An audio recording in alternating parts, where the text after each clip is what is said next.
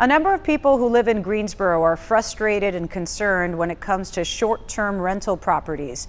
WXII 12's Louis Tran joins us live to tell us more about how the Greensboro City Council will field those concerns later today. Louis? Hey, Christine.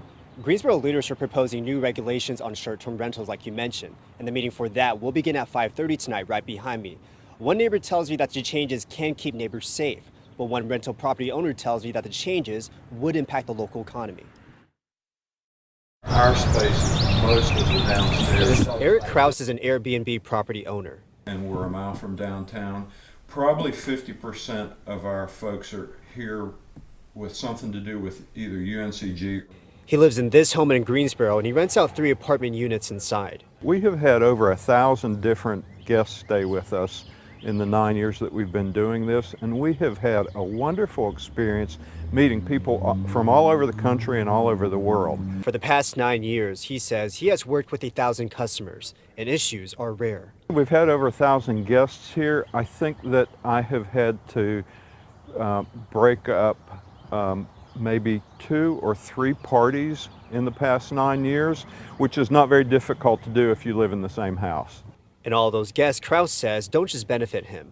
He says many people visit the Triad for events like the furniture market and the ACC tournament, and that helps the local economy. I think we provide alternative housing for a lot of people who are coming to Greensboro to spend money. But some neighbors have concerns. It does make me feel unsafe, and I worry about, all of the neighbors and their safety. There's children, there's pets.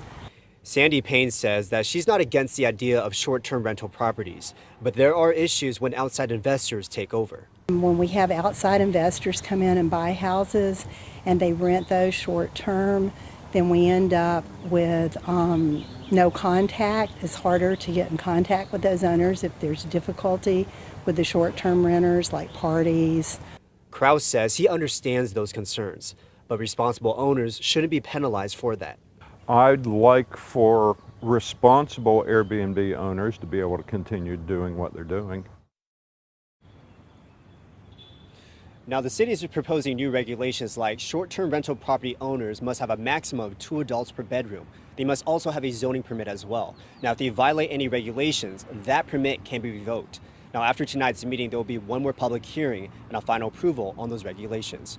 In Greensboro, I'm Louis Tran, WXII 12 News.